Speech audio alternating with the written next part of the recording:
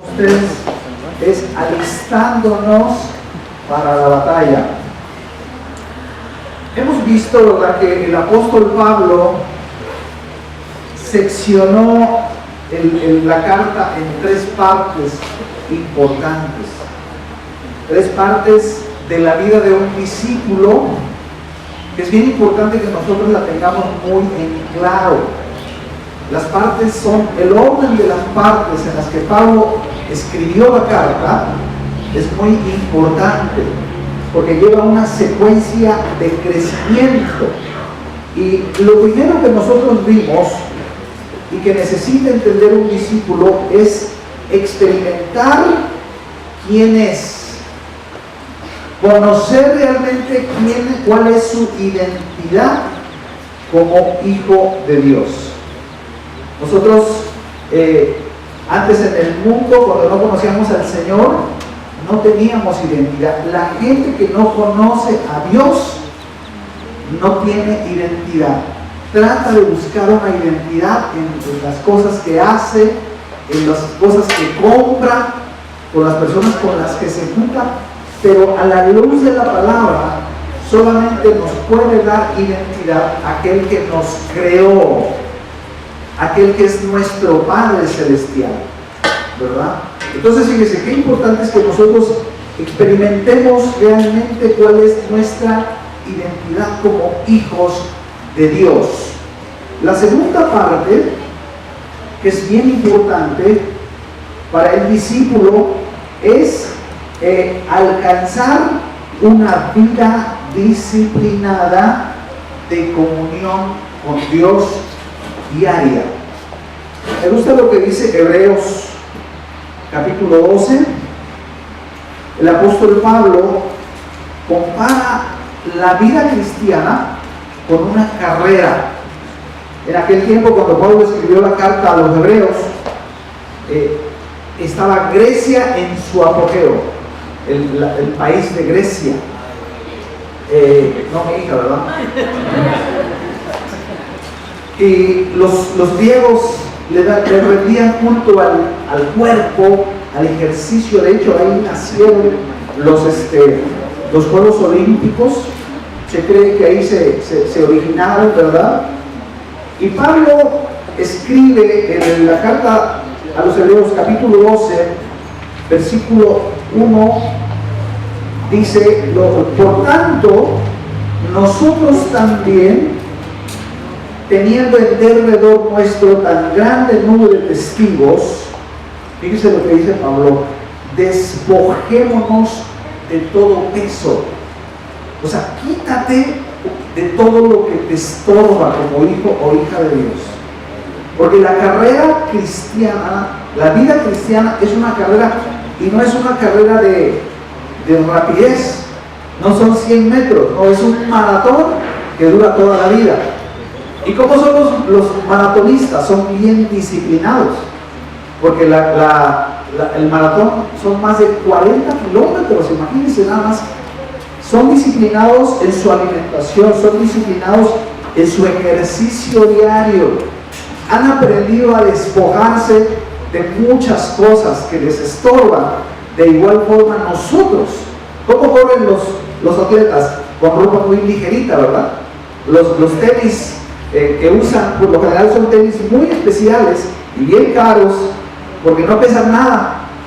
La ropa que usan es muy ligera, para que puedan correr y den el tiempo exacto a toda la carrera. De la misma forma nosotros necesitamos despojarnos, deshacernos de muchas cosas, que algunas son buenas, incluso amistades, que a lo mejor no son personas malas, ¿verdad?, o perversas, pero nos estorban muchas veces esa amistad para poder correr en la carrera. Por eso dice Pablo aquí, dice: despojémonos de todo peso y del pecado. El pecado nos estorba para correr la vida cristiana. Cualquier pecado en nuestra vida nos va a frenar. Va a ser un peso muy grande que no nos va a permitir avanzar. Cualquier manifestación del pecado en nuestro corazón nos va a impedir correr bien la carrera. Entonces, por eso Pablo habla, ¿verdad? De hecho, esa parte, esa segunda parte, fíjese, la primera parte es del capítulo 1, versículo 1, al capítulo 3, versículo 21. Esa es la primera parte. ¿Quiénes somos en Cristo? La segunda parte es el capítulo 4, versículo 1. Hoy lo meditamos. Fíjese cómo dice Pablo: os ruego, dice, que andéis como es digno, que tu vida y mi vida sean vidas dignas de acuerdo a la vocación con la que Dios nos llamó. Que no seamos cristianos mediocres, que no seamos cristianos falsos, ¿verdad? No, que seamos cristianos genuinos y que podamos correr la carrera, dice, y del pecado que nos asedia, y corramos con paciencia la carrera que tenemos por delante. Porque ¿cuándo termina la carrera de un cristiano? Pues hasta que se va con el Señor, ¿verdad? Hasta que se nos acaba el corrido, como dicen aquí en la tierra, y nos vamos con el Señor. Entonces, estas dos partes son fundamentales. Ahora, la tercera parte, que empezamos la semana pasada ya a ver una parte, ¿verdad? Hoy vamos a ver otra parte, es una parte muy importante porque es nuestra posición y lucha en contra del diablo y el reino de las tinieblas. Esto es algo bien importante. Decíamos que son importantes las tres partes, ¿verdad? Porque nuestra posición e identidad en Cristo y nuestra vida espiritual disciplinada. Un cristiano, a ver, levante la mano, vamos a balconear un poquito, que tuvo comunión con Dios todos los días de esta semana. Levante su mano, vamos a ver cómo andamos, más o menos, ¿ok? Pues faltan, ¿verdad? Tenemos que ser disciplinados. Es como alimentarnos todos los días, de la comida física, también la comida espiritual. ¿Por qué? Porque vamos a enfrentar una lucha espiritual. Vamos a enfrentar inevitablemente una lucha espiritual. El apóstol Pablo, del versículo 10, del capítulo 6, ahí fíjese, esta tercera parte abarca del capítulo 6, versículo 10 al versículo 24. Ya lo demás son saludos, ¿verdad? Es la última parte de la carta, del 21 al 24. Pero en esa sección de 14 versículos, Pablo menciona 3 veces la palabra estar firmes. Debemos estar firmes. Ahora, algo importante, lo que significa estar firmes en esta sección de Efesios de la lucha espiritual, significa mantenerse en una posición sin ceder terreno. Fíjense que en la lucha espiritual, nosotros, escuchen bien esto, no luchamos para ganar la guerra. ¿Sabe por qué? Porque la guerra ya fue ganada por Cristo. Amén. Amén. Denle un aplauso al Señor. Fíjense, Apocalipsis 12, del 10 al 11. Venga, le explico esto. Nosotros estamos aquí. El apóstol Juan escribió este libro, Apocalipsis, acá hace 2000 años. Y a ver si le pueden hacer tantito el... No es el ventilador, es el aire. Está bien, olvídenlo. Estamos aquí, el apóstol Juan escribe acá, y vean lo que escribe hace 2000 años. Versículo 11, Apocalipsis 12, 11, dice: y ellos, ahora, esto que está escribiendo se hace acá. Él estaba acá, nosotros aquí, y esto que está diciendo va a suceder acá y también aquí. Dice el versículo 11: y ellos le han vencido por medio de la sangre del Cordero y de la palabra del testimonio de ellos, y menospreciaron sus vidas hasta la muerte. O sea, nosotros ya tenemos la lucha, la guerra ganada por Cristo. Entonces fíjense, nosotros lo que hacemos es hacer efectiva esa victoria en nuestra vida diaria, en nuestra vida práctica de todos los días, y mantenernos en esa posición de victoria. Fíjense lo que dice Colosenses 2:15. A ver si lo podemos poner ahí. Colosenses 2:15. Lo que hizo Jesús en la cruz del Calvario. Dice que despojando a los principados y a las potestades, hoy vamos a hablar un poquito de principados y potestades, los exhibió públicamente, triunfando sobre ellos en la cruz del Calvario. O sea, dice la palabra que Jesús, miren, yo les explico algo. Cuando un ejército de un pueblo vencía a otro pueblo, a otro ejército, llegaba, y ya que estaban derrotados, agarraban a los prisioneros, los amarraban y se metían a la ciudad y levantaban un montón de despojos. Segunda de Crónicas 20:25, por favor, hay un ejemplo en la Biblia de esto, cuando el rey Josafat despojó a los pueblos de Moab y Amón. Eran dos pueblos enemigos de Israel que formaron un gran ejército. Dios le da la victoria a Josafat, y dice la Biblia, fíjese, que ya que ganaron la batalla, pero la ganó Dios, el Señor ganó la batalla por ellos. Ellos además se quedaron alabando a Dios, y los enemigos, dice la palabra, que se mataron entre ellos, se destruyeron entre ellos.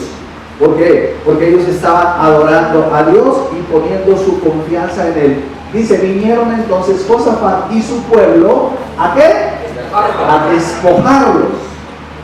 Y hallaron entre los cadáveres de los enemigos, ¿qué encontraron? Muchas riquezas, así vestidos como alhajas preciosas que tomaron para sí, tantos que no los podían llevar. 3 días estuvieron recogiendo el botín porque era mucho. Entonces fíjense, cuando Cristo en la cruz venció a estas potestades, estos principados, despojó todo lo que ellos nos habían robado cuando nosotros no conocíamos al Señor. Así como cuando agarran a un grupo de criminales, ¿verdad? Y tienen un lugar donde tienen guardadas todas las cosas que se robaron, y en el caso, ¿verdad?, que se las levantaran y se las regresaran a sus dueños originales. ¿Cuántos han sido robados alguna vez? Bueno, a lo mejor ni levanten la mano, ¿verdad? Ok, pero el Señor Jesús despojó a los principados y a las... Y ahorita vamos a ver cómo operan estos principados, ¿verdad?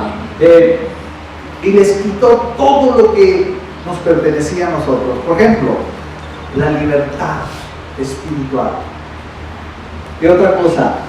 La paz que no teníamos, el perdón de nuestros pecados, la condenación, ¿verdad? Todo lo que el enemigo tenía almacenado, que nos había robado, el que nuestros hijos puedan conocer a Dios, nuestros padres.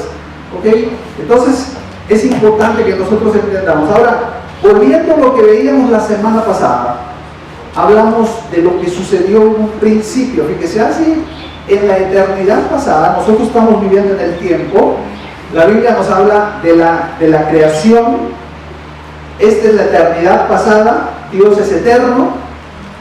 En la eternidad pasada, la Biblia nos dice que había una sola voluntad en el universo, la voluntad de Dios. Todo era armonía y perfección, ¿verdad? Los ángeles adoraban. Pero dice la palabra que un querubín se rebeló contra Dios. Entonces ahí resulta que ese querubín, llamado Satanás, se rebela contra la voluntad de Dios. Entonces en el universo ya no había una sola voluntad, que era la voluntad perfecta del Padre, Ahora había una segunda voluntad, que era la voluntad de Satanás, que era opuesta a la voluntad de Dios.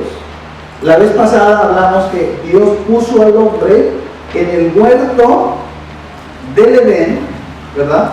Pero también Dios le puso su voluntad propia.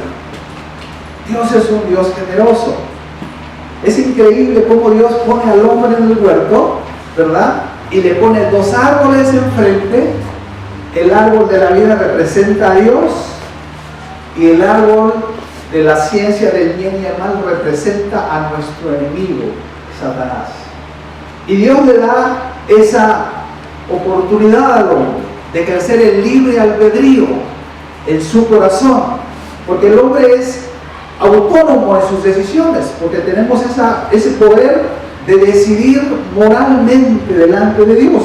Entonces fíjese, nosotros vemos cómo el hombre tenía que tomar una decisión, tenía que decidir a quién iba a escoger, si escogía a Dios o escogía al enemigo de Dios. ¿Sabe que usted y yo tenemos la misma lucha, el mismo conflicto el día de hoy? Nosotros podemos leer la historia de Job, ¿verdad? Cómo va el diablo con Dios y le dice: mira, ¿por qué te sirve Job?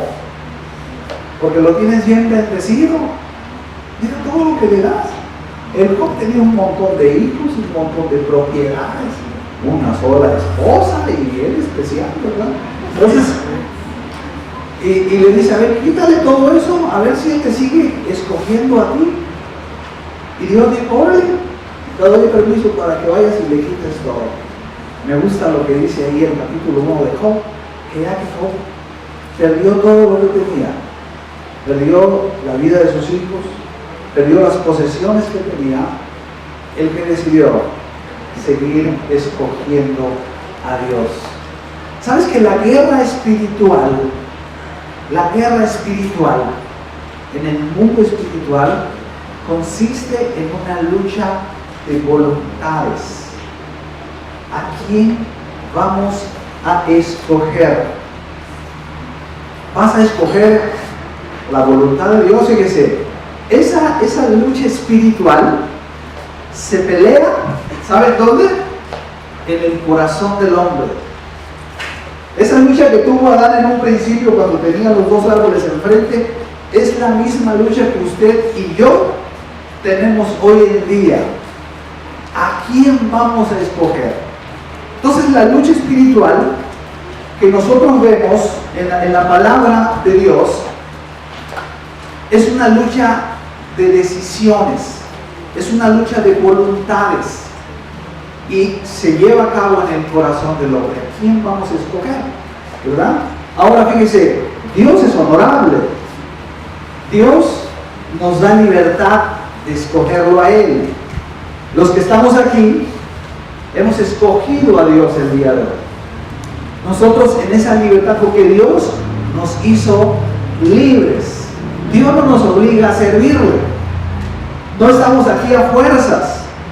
Esa puerta, ni puerta hay ahí, ¿verdad? Nos podemos ir el día que queramos. ¿Sabe que servimos a Dios? Porque le amamos a Él. Nosotros escogemos servirle a Él. A mí me queda muy claro eso. Dios me ha dicho a mí: mira, cuando tú te quieras ir, tú puedes ir. Pero nosotros estamos aquí no por obligación, estamos por amor a Dios. Ahora, nuestro enemigo Satanás, él no es honorable. Él sí obliga a los hombres para servirle. Él sí somete a los hombres. Él esclaviza a las personas para que le sirvan. De hecho, la palabra de Dios en Juan 10:10 que dice: el ladrón no viene sino a robar, matar y a destruir. Pero lo bueno que no se queda ahí el pasaje, que sigue diciendo: pero yo he venido para que tengan vida y para que la tengan en abundancia. ¿Cuántos quieren esa vida abundante? Ahora fíjese, en Efesios 2 y Colosenses 2, nosotros podemos ver, ¿verdad?, que la palabra principados y potestades. Cuando la Biblia habla de esto, de estas dos organizaciones, grupos de autoridad espiritual, habla de ángeles caídos que se sumaron a Satanás, que siguen a Satanás y que se establecen sobre territorios y poblaciones del mundo. ¿Me entienden?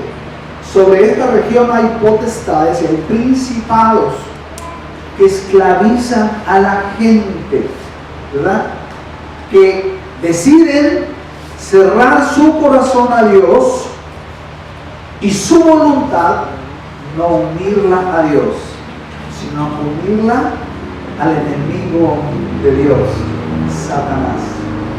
Entonces fíjese qué tremendo. El conflicto, escuche esto, todo conflicto en la tierra se debe a un asunto de voluntades. Si el hombre va a decidir buscar a Dios o al enemigo de Dios. Ahora fíjense, cuando los hombres deciden cerrar su corazón y su voluntad a Dios, y eso tú y yo lo tenemos que hacer, nos abrimos a Dios y nos sometemos a Él, o lo rechazamos. Sucede lo que dice Romanos 1, 23 al 26. Sucede esta palabra poderosísima, impresionante de Romanos 1, 23.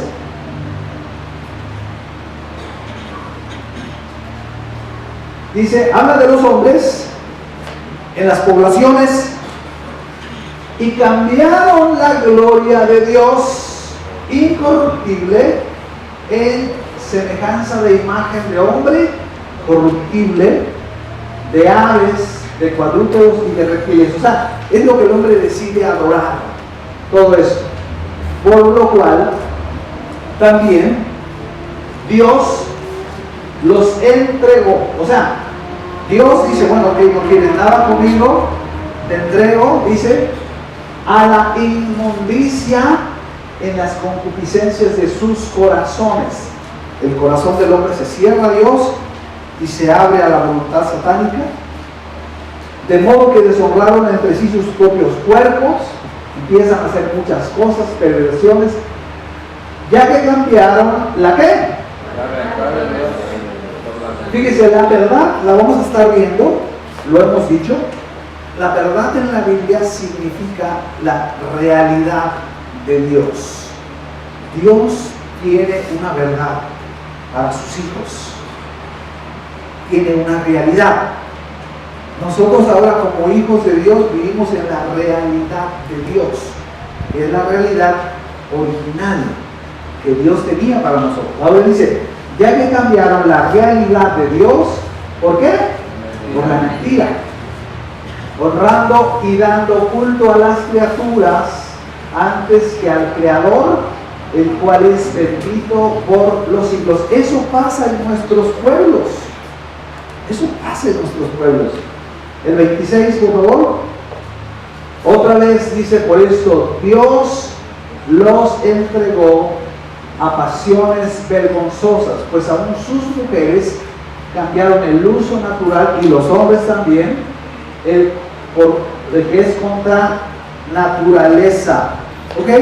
Fíjese, cuando el hombre cierra su voluntad y su corazón a Dios, es cuando estos principados y potestades son ángeles caídos. Es una realidad, amados, y Efesios nos habla muy claro de esto. Estas potestades se establecen sobre los pueblos. ¿Sabe por qué? Ellos no llegaron solitos. Se establecen porque los hombres, y me refiero a hombres y mujeres, los seres humanos, les permiten estar ahí por los tipos de pecados y maldades que ellos practican. ¿Y sabe qué hacen estos principados y potestades? Ejercen dominio y control sobre las mentes de aquellos que rechazan a Dios y los esclavizan. Vamos a buscar Colosenses 1:15 al 17. Habla del Señor Jesucristo. Él es la imagen del Dios invisible, el primogénito, el primero de toda la creación. Él no es creado, Él es Dios, ¿verdad? Porque en Él fueron creadas, ¿qué? Todas las cosas, las que hay en los cielos, donde Dios está, el tercer cielo, todo lo que hay ahí fue creado por Él, dice, y en la tierra, y las que hay en la tierra, visibles o invisibles. Hay un mundo espiritual invisible. Con los ojos humanos no lo podemos ver, solo con los ojos espirituales y por la luz que la palabra de Dios nos da. Por ejemplo, ahí le va, fíjese, para que usted tenga una idea de lo que hace la Biblia. Nos da entendimiento de la realidad de algo. Quiero preguntarle algo. ¿Cuántos saben que su celular es una de las cosas más asquerosas y contaminadas que usted puede tener cerca de usted? ¿Sabía que tiene más microbios que un baño público en mal estado, así que de hongo, de lo más? Su celular, ¿sabía? ¿Cuántos sabían esto? Muchos, ¿verdad? Y lo usa la gente y tiene un montón de microbios. Lo dejan tirado, lo agarran, lo babean. Tiene pedazos de pizza ahí, ¿verdad? Guardado de hace 3 años, ¿verdad? Digo, cuando uno sabe eso, uno dice, fíjense, cuando nosotros ignoramos la operación de las huestes espirituales que habla Efesios, nosotros vivimos como si nada. Pero la palabra de Dios nos revela que existe un mundo espiritual invisible operando. Usted puede decir, no, es puro cuento, pues así sígale, a ver cómo nos va a ir, ¿verdad? No, fíjese, visibles, invisibles, sean tronos, habla de autoridades, sean dominios, sean ¿qué? Principados, habla de príncipes. También habla de principios. Esos príncipes caídos eran gobernadores en el cielo, se rebelaron contra Dios y ahora están operando en la tierra sobre las mentes de los hombres. Fíjese, sean potestades. Ahora habla que todo fue creado por medio del Señor Jesucristo y para Él. Pero ellos se salieron de esa realidad, ¿verdad? Al principio esas potestades, esos principados, se sometían a la voluntad de Dios, a la autoridad de Dios.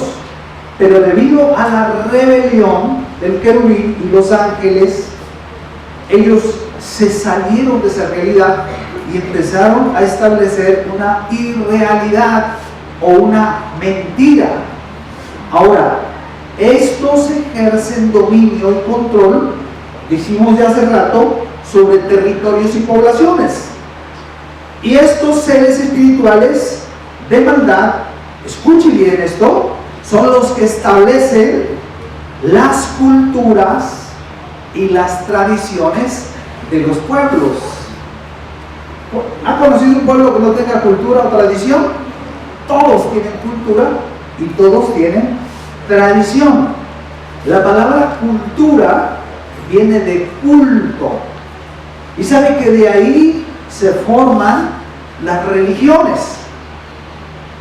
Entonces, fíjense, las poblaciones, incluyendo este bendito pueblo de Islavacán, la gente dice, aquí veneramos, porque ya se usa esa palabra, ¿no? Ya no dicen adoramos, porque se oye muy grotesca, ¿no? Pero es lo mismo. Aquí veneramos, ¿a quién? A Santo Fulanito, ¿verdad? Aquí veneramos a Santa Fulanita, de no sé qué cosa. Es la santa o el santo patrón. Es un principado. Es un diablote que está ahí manejando la mente de la gente. ¿Qué hace con la mente de la gente? Pues los embrutece y los engaña. ¿Para qué? Para que no conozcan a Dios. Para que se mantengan esclavizados en sus irrealidades. Está comprobado que cuando vienen las fiestas patronales, que es así como que el clímax de la idolatría y del paganismo en los pueblos, ¿verdad? La gente, ¡uy! Las fiestas patronales y vamos a estrenar y vamos a, ¿verdad? Cuando viene eso, es cuando sube la delincuencia, ¿sí o no? Suben los borrachos, suben la drogadicción, la prostitución, aumentan los embarazos de muchachas que no están casadas. El marido anda por allá, quién sabe dónde, haciendo ridiculeces, ¿verdad? ¿Por qué? Porque estas potestades están gobernando las mentes de las personas, esclavizándolas a una mentira y a una irrealidad que los mantiene lejos de Dios. ¿Sí o no? Sí. Entonces vemos cómo, fíjese, nosotros podemos ver algo de la palabra, algo interesante. ¿Se acuerdan? Los israelitas llegaron por José a Egipto. Dice que Faraón les dio la tierra de Gosén. Era el lugar más fresa de Egipto, ¿verdad? Era como si les hubiera dado 10 hectáreas ahí en San Javier o no sé dónde, ¿verdad? Ahí una zona muy nice, ¿ok? Pero al estar ahí, ellos hicieron dos cosas. Número uno, se olvidaron de Dios. Empezaron a vivir en Egipto sin Dios. Se desconectaron de Dios, empezaron a vivir su vida sin Dios, como la vive mucha gente. ¿Y qué sucede?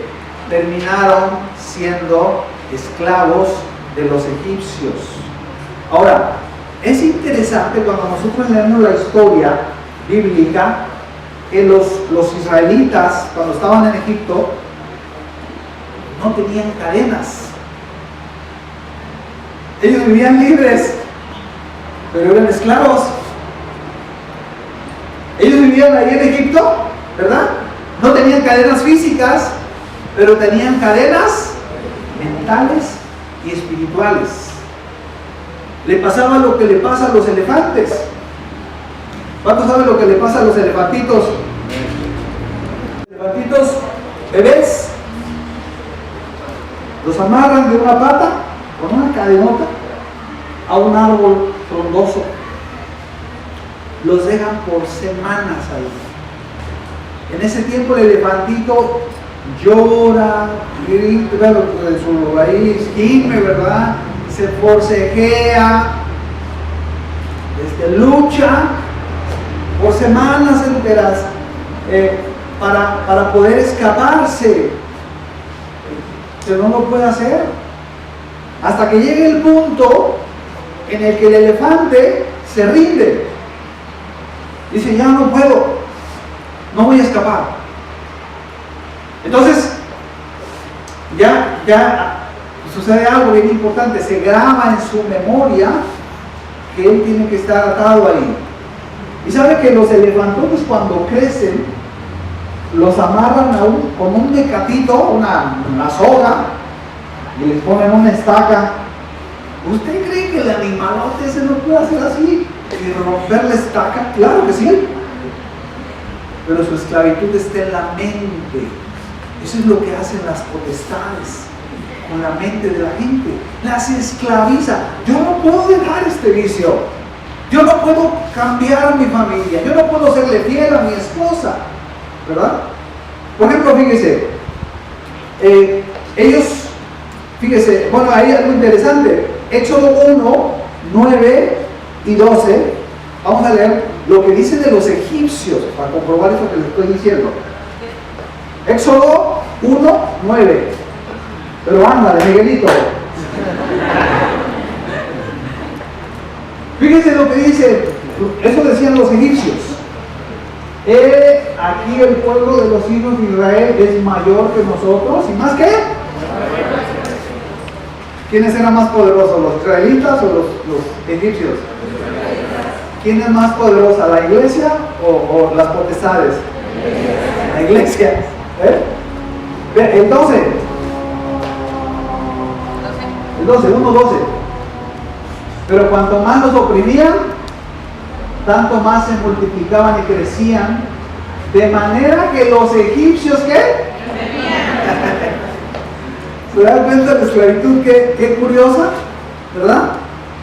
Por ejemplo, fíjese, las potestades establecen y meten mentiras en la mente de la gente. Por ejemplo, el principado le dice a la gente: ¿necesitas dinero? Sí, necesito dinero, ¿verdad? Necesito dinero.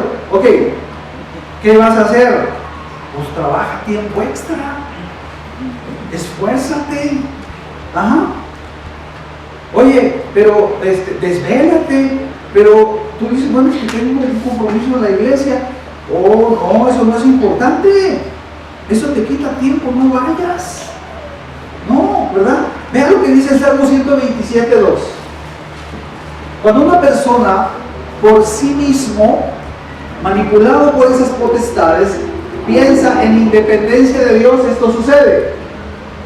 Es por demás, dice el Señor, que te levantes a las 4 de la mañana, vayas tarde a reposar, vas a comer ¿qué? Dolores. Esa parte última me encanta porque el significado original quiere decir esto: pues que a su amado o a sus amados dará Dios el sueño. ¿Sabe qué significa? A sus hijos Dios les concede todas las cosas mientras estos están dormidos. Aleluya. Le da gracias a Dios por eso.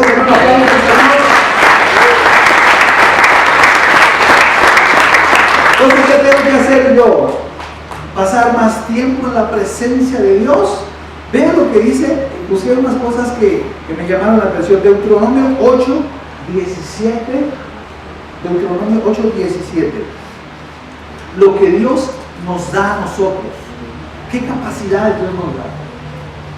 Y digas en tu corazón: mi poder y la fuerza de mi mano me han traído estas riquezas. Yo tengo ese carro, esa casa, este negocio, porque me he esforzado mucho y soy muy bueno para los negocios. ¿Sabes que los negocios se pueden perder en un día?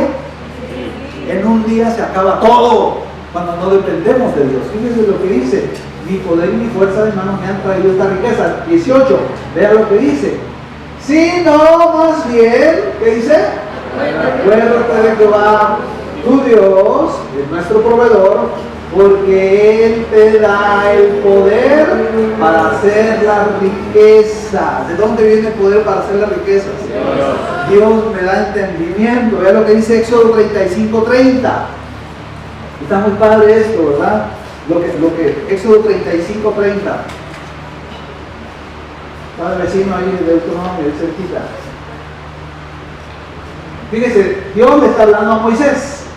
Le dice: mira, Moisés, a los hijos de Israel, mirad, Jehová ha nombrado el nombre de ese Bezaleel, hijo de Uri, hijo de Judá, de la tribu de Judá. Ok, y lo que sigue, 31, este hombre: y lo he llenado del Espíritu de Dios, ¿en qué? En sabiduría, en inteligencia, en ciencia y en todo arte, hasta el 35. Está bien, padre, para proyectar, fíjese, diseños. ¿De dónde viene tu capacidad? De Dios. Para trabajar en oro, en plata y en bronce, en la talla de piedras de engaste y en la obra de madera, para trabajar en toda labor ingeniosa. 34. Y he puesto en su corazón el que puede enseñar, así como a Oliab, hijo de Ahisamach, de la tribu de Dan. 35.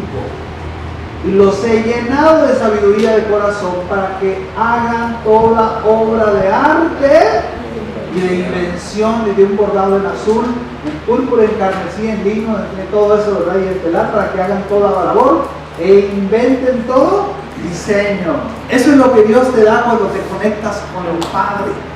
Cuando rechazas lo que las potestades dicen y nos sometemos a los principios del reino de los cielos. Vea lo que dice Mateo 6:30. Fíjese, nosotros conocimos a un hermano llamado Emilio Maclópez, no sé si alguien lo que llegó a conocer, porque era un gringuito que Dios le puso venir de Estados Unidos, hacía caravanas muy especiales, ¿no? Porque muy sui generis de lo que hacía.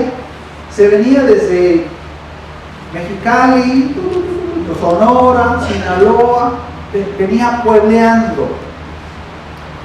Y sabe, él oraba por los enfermos, era tremendo para la liberación espiritual también, ¿verdad? Tenía un discernimiento de espíritu bien tremendo este hermanito. Y este hermano, fíjese que Dios le dijo, ve a hacer ese ministerio. Lo hizo por años.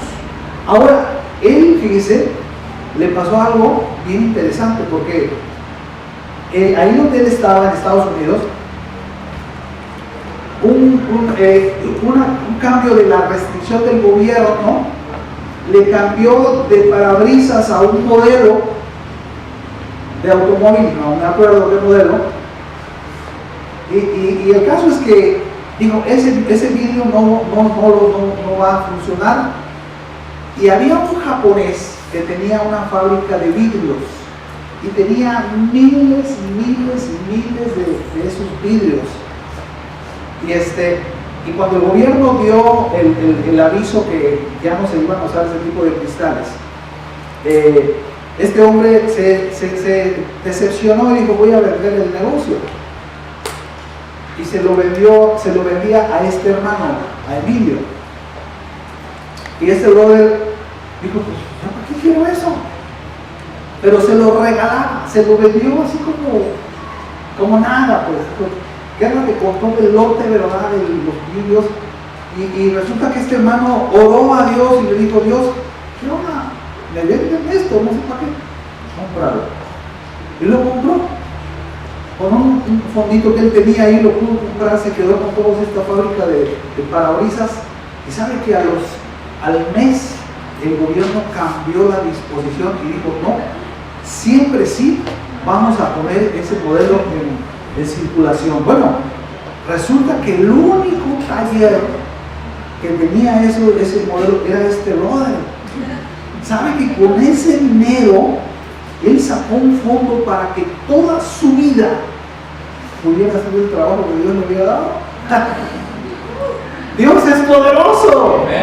¿A quién le vamos a creer? ¿Ve lo que dice Mateo 6:30? Dice, y si la hierba del campo que hoy es y mañana se echa al horno, Dios la viste así, ¿no hará mucho más de ustedes, hombres de poca fe? Nos dice el Señor así, ¿verdad?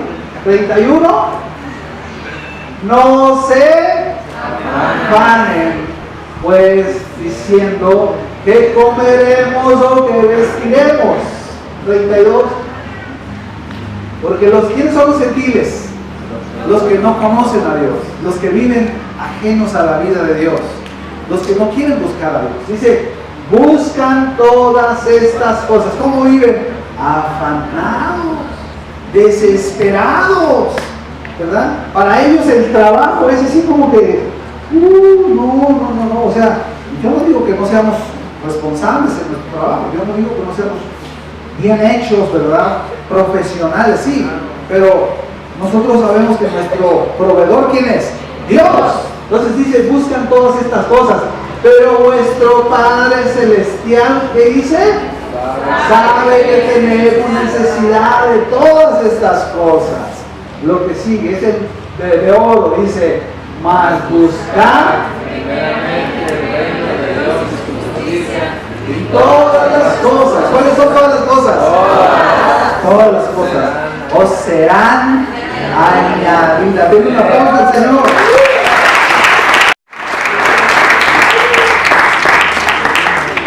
Ahora fíjese, la palabra de Dios nos dice, ¿verdad?, que nosotros debemos de tener esa dependencia de los principios de Dios. Este es un libro de principios. Nosotros dependemos de Dios. Esa es la forma en la que nosotros nos vamos a enfrentar a los principados y a las potestades que fueron derrotados por Cristo en la cruz del Calvario. Dice que los exhibió públicamente y triunfó sobre ellos. Nosotros podemos vivir en medio de este mundo de oscuridad con la luz y los principios de Cristo en nuestra propia vida.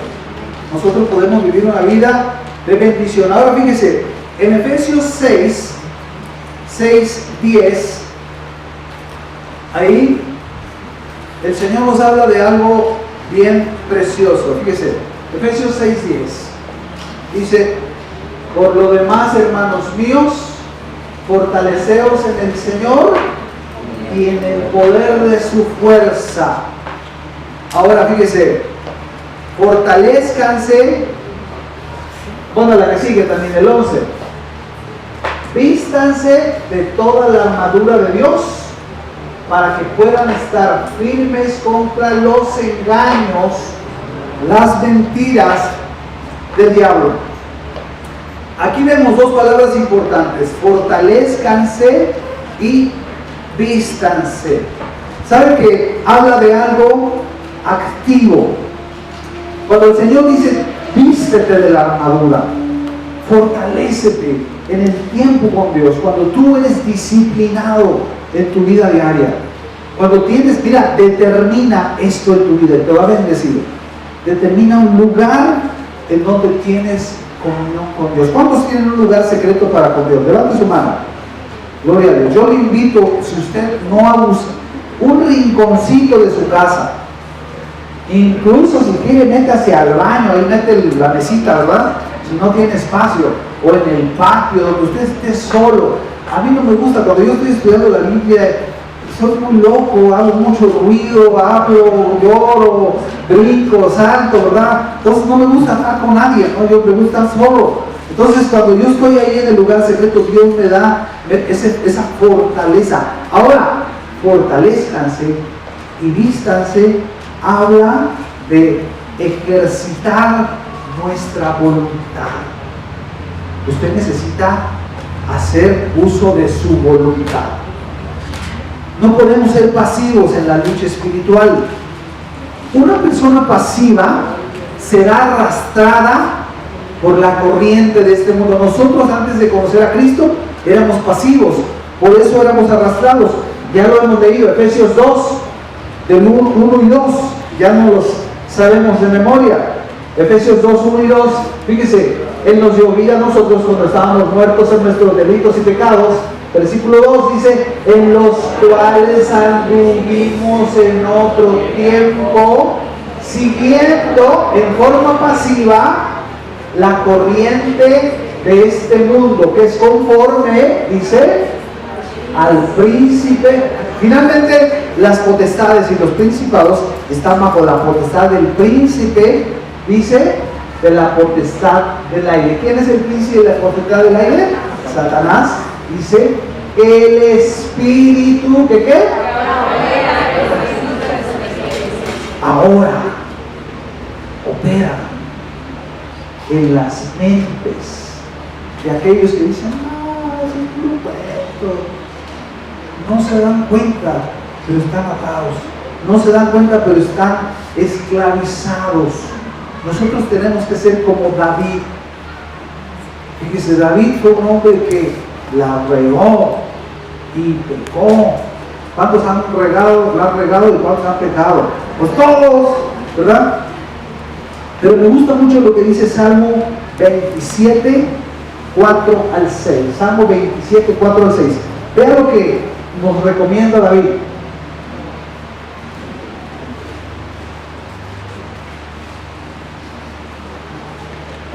Léalo conmigo. Una cosa he demandado a Jehová, y esta buscaré. Qué interesante. Dice: algo he determinado, algo he decidido hacer. ¿Qué va a hacer usted? Usted necesita tomar decisiones. No dice David 10 cosas o 20 cosas. No. Una cosa. Usted, yo lo animo para que tome una determinación. Con esta palabra, usted toma una determinación. usted ejerza su voluntad. Yo decido hacer algo. ¿Qué dice David? David decidió hacer algo y le pidió ayuda a Dios para lograrla. Por eso dice ahí, una cosa he demandado, he determinado en mi corazón: voy a tener mi tiempo diario con Dios todos los días, porque ahí es donde Dios nos va a revelar su secreto. ¿Y qué decía David? Que esté yo en la casa de Jehová. ¿Cuándo? Habla del lugar secreto. No, él no está diciendo voy a ir al templo todos los días. No podemos venir al templo todos los días. Ni Dios nos lo está pidiendo, no. Pero sí necesitamos cada día buscar a Dios. Cada día, porque de eso depende nuestra carrera espiritual. De eso depende nuestra victoria y nuestra posición en la lucha contra el diablo y sus huestes, ¿verdad? Una voluntad firme se arrepiente más fácilmente. ¿Sabe qué? Déjeme le digo una cosa. A ver si usted se identifica con esto. Pero antes éramos pecadores determinados, ¿sí o no? ¿O era un pecadorcillo mediocre usted? Éramos malos, batallas, mentirosos, nos especializábamos en pecar, ¿sí o no? Determinábamos en pecar. A mí, déjale digo una cosa, cuando Dios me alcanzó. Yo me seguí luchando con el pecado y sigo luchando todavía con el pecado. Pero yo no intenté jugar con Dios. No se quiera pasar de listo con Dios. No ve una cara aquí, ¿verdad? Y dice, no, es que yo soy Santa Catarina de no sé qué cosa, ¿verdad? Y es un pillo allá afuera. No se pase de listo con Dios. Antes éramos pecadores determinados. Ahora somos santos determinados. A ver, ahora nosotros hemos determinado vivir una vida que agrade a Dios. ¿Cuántos dicen amén? Nosotros dejemos de ser mediocres. Una persona mediocre es una que medio cree, o sea, no le alcanza la fe, se queda a la mitad. No, hay que ser gente que cree completamente, ¿verdad? Ahora fíjense, algo bien interesante. Bueno, vamos a Efesios 6, 12. Porque Pablo aquí nos escribe algo bien tremendo.